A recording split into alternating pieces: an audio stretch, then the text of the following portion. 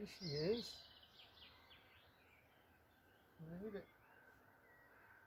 Made it.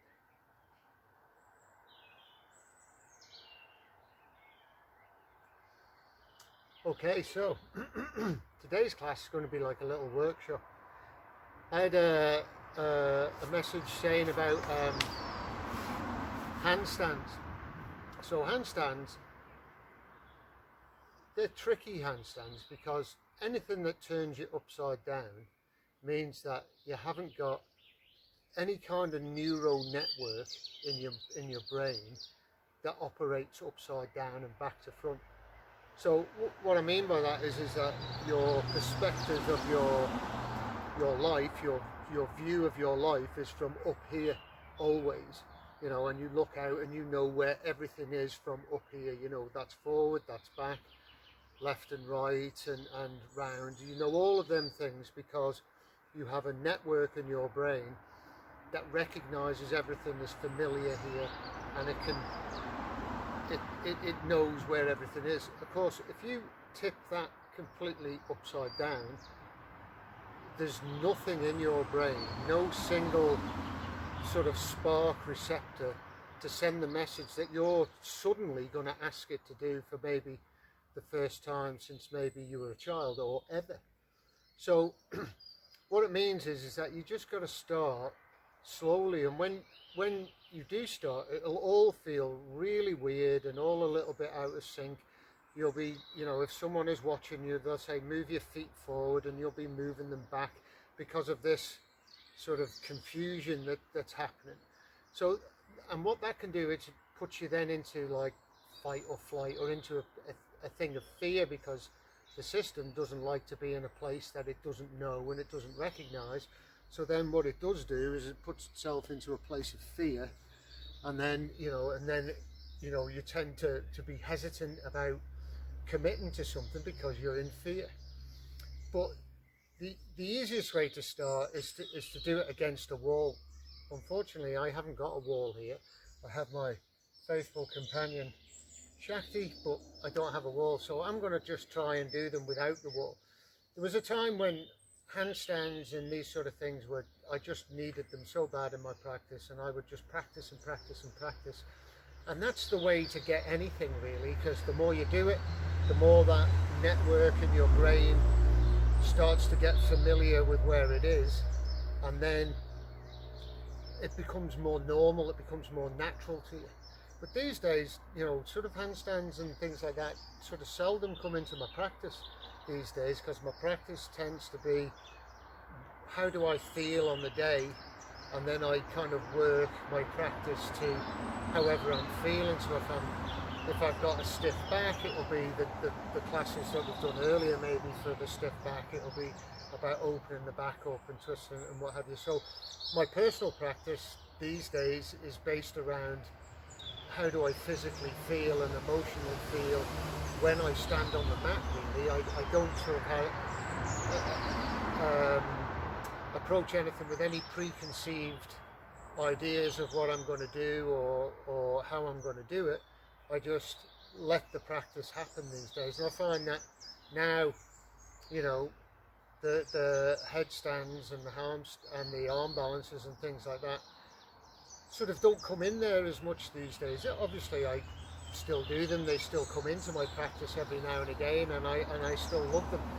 But I found that, you know, at one point I used to think it was the be all and end all of me being a yogi, was like whether or not I could do a handstand or an arm balance that somebody else could do. And I thought, well, if they can do it, they're obviously a better yogi than I am, and I came to realise that being a yogi is not really got anything to do with whether or not you can balance on your hands or not. It's more about how you let it develop your life and how you become yoga, I think is a better description. I think you actually become yoga rather than do yoga, you know. I mean, all your decisions in your life start to come from a different place.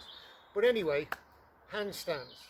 What we're going to do, so we'll start really like just with some simple things just to get you going. So this isn't like a handstand masterclass, it's just about what am I doing in order to get myself up there? What do I need to be doing in order to get myself up there? So the first thing you need to do is do a practice beforehand that starts to open up your shoulders. So you do like any of your sun salutations, which give you these lovely big rotations in the shoulders. That's opening up these shoulders here. What you want is these nice and supple and warm. So you can just start with a simple exercise like this, just making circles. You can bring them all the way in and all the way out as far as you can, like this. And what you're doing is you're bringing focus into the muscles, into the shoulder. Yeah, and you can lift them up and down like this. But the one thing that you're going to have to do in order to be able to do a handstand is be able to get your arm alongside your ear like this. So if you happen to be really tight in the shoulders here, you need to do things like Anahata Asana, which is puppy dog pose. So you can see how as I slide forward like this, it's starting to open up the shoulder here. So as I can eventually let myself lie down, you can see the opening in the shoulder here. And if I can just relax into that.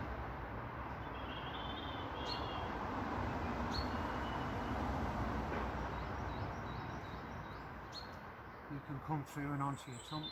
So other good exercises to do would be a dolphin pose, which is back like this with the arms, you're stretching back. So again, you see how I'm really opening up the deltoid here and the shoulder socket like this. And then you can come forward and backwards, and that again is bringing energy into the shoulders. If you want to go to the next stage of dolphin, you could straighten the legs or push back. You see how I'm really energizing the shoulders and the arms. And again, you can come forward and back.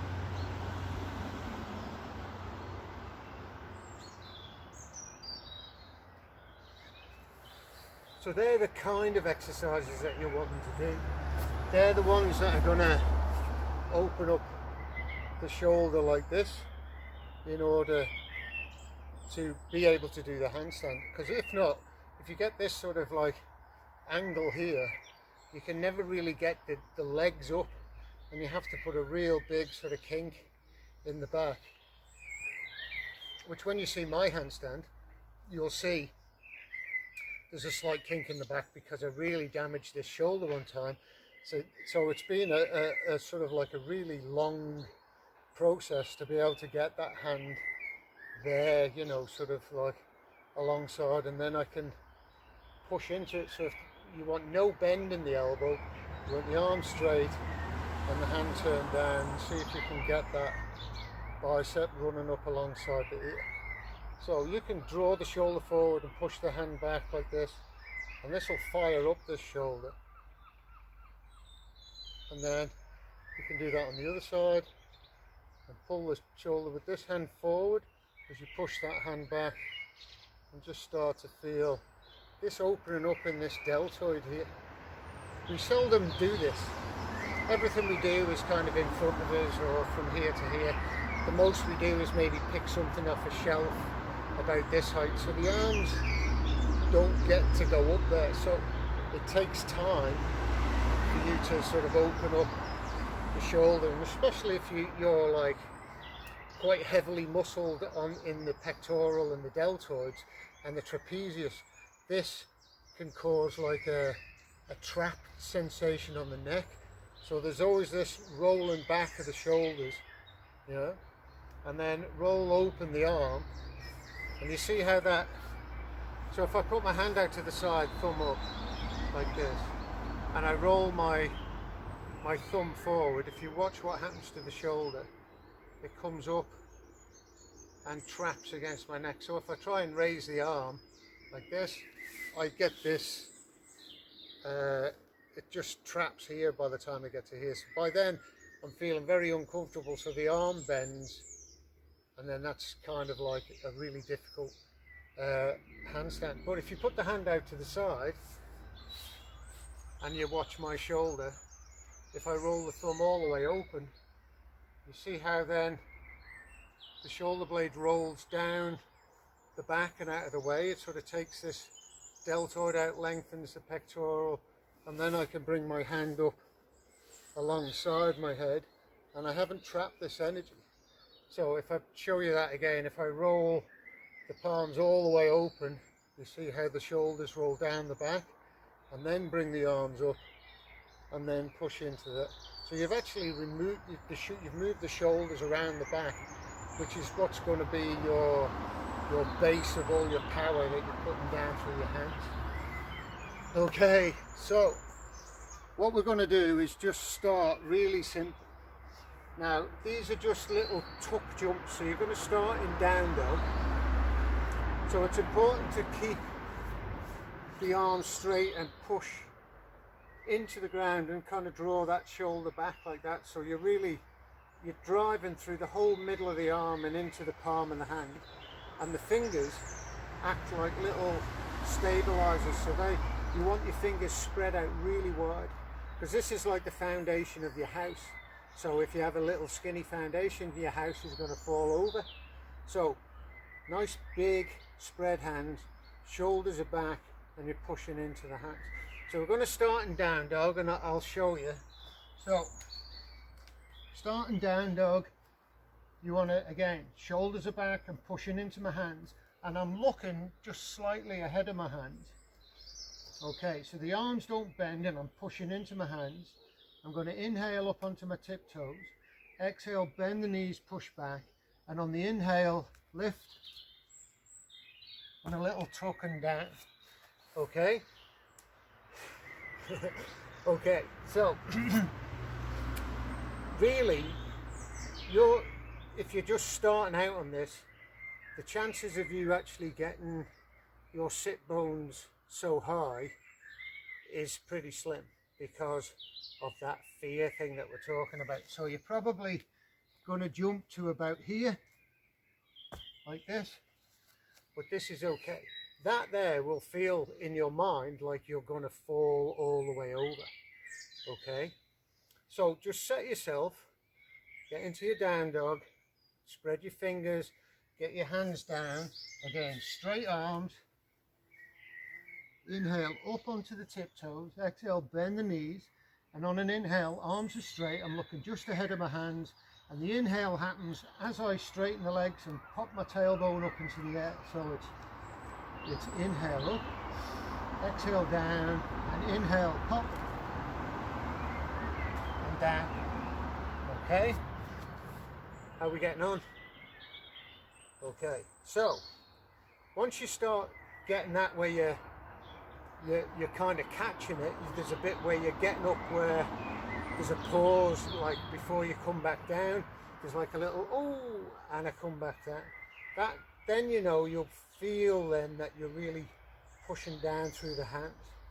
Okay, so once you've managed to sort of get up to a little hop, what we'll do is we'll start to turn that into, so as you come back down, you're going to inhale and pop straight back up again. So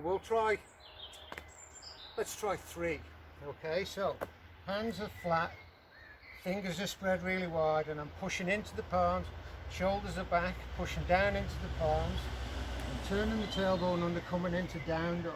So remember, I'm looking just ahead of my hands, fingers are spread out wide, pushing into the palms, shoulders are back, looking just ahead of the hands.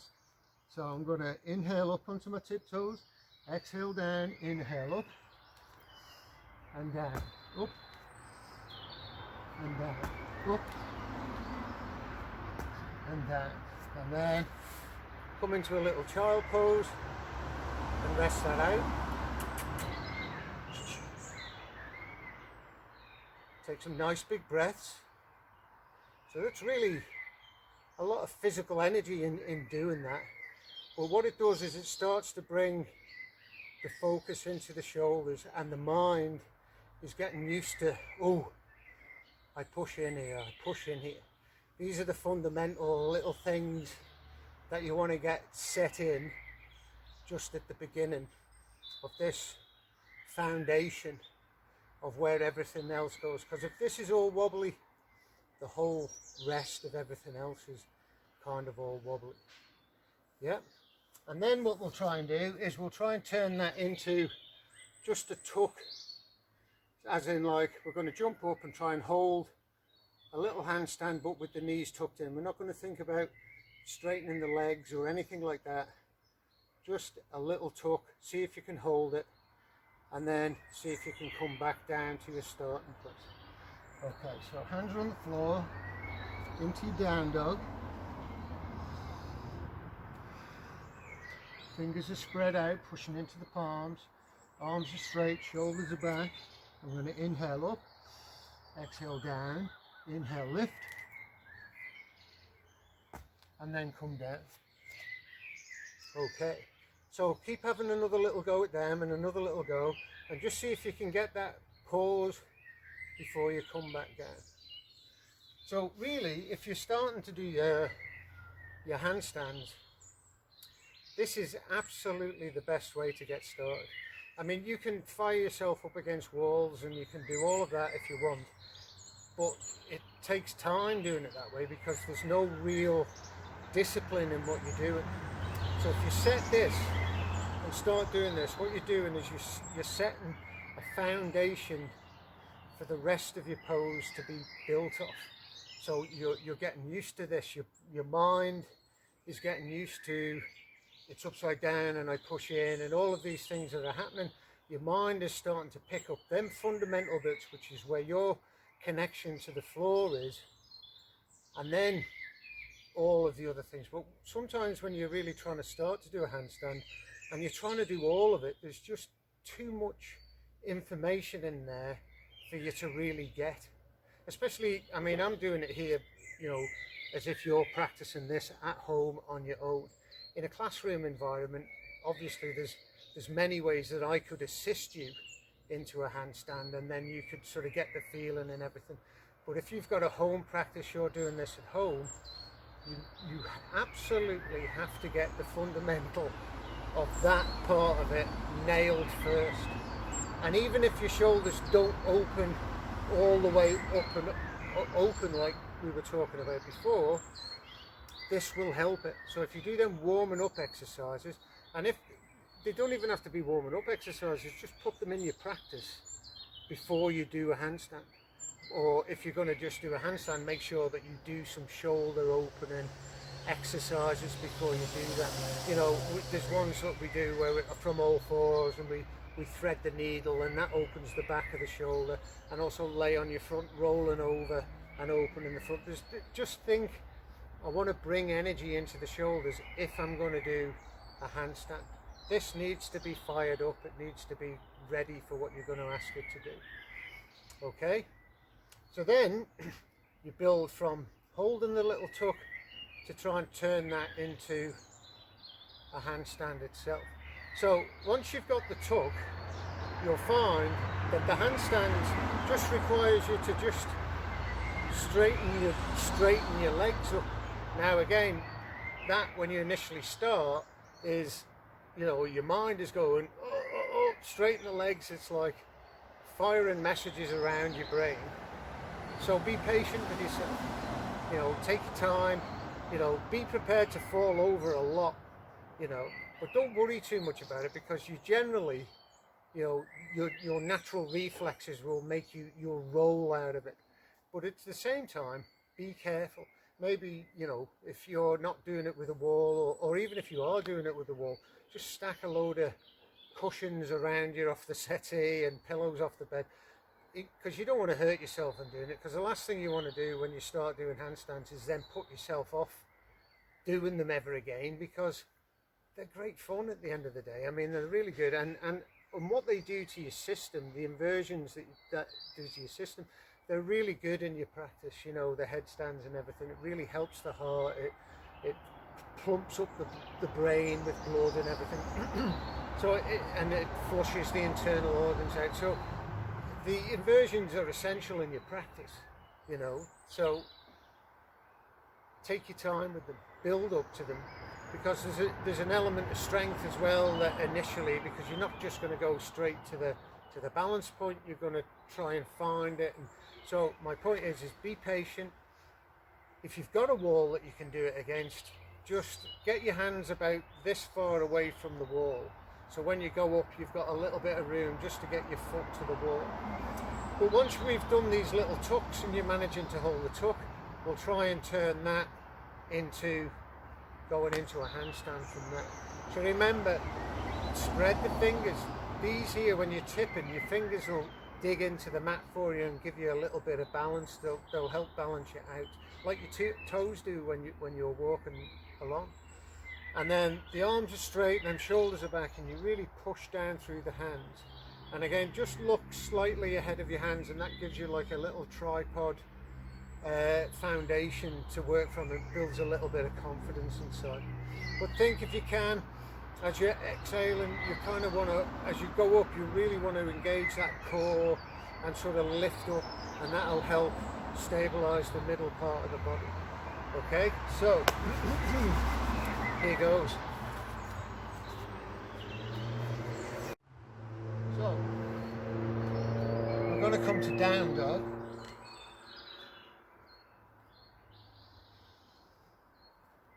So spread the fingers out, push into the palms, looking slightly ahead of the hands.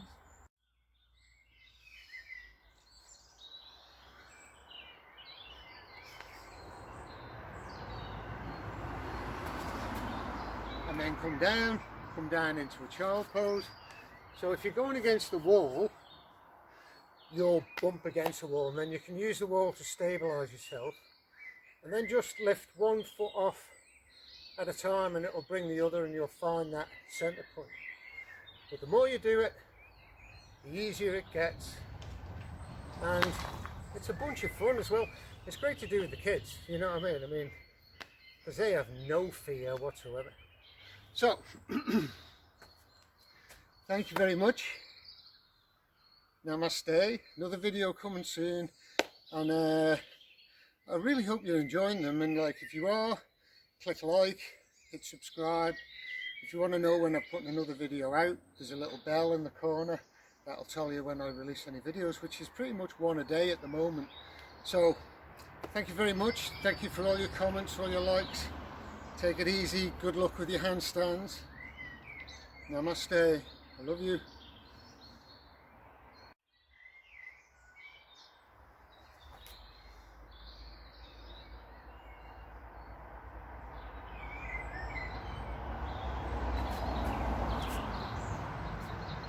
So I'm going to inhale up onto the tiptoes, exhale down, inhale up and down, inhale up,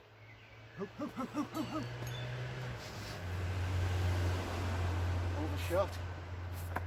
So inhale up onto the tiptoes, exhale, bend the knees, inhale up,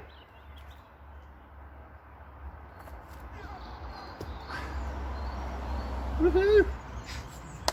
There it goes. So let's have another go.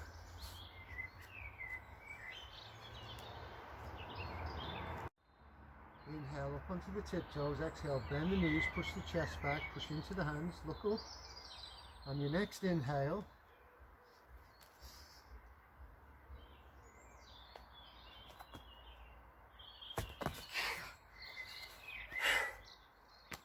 honestly, one more time for the world.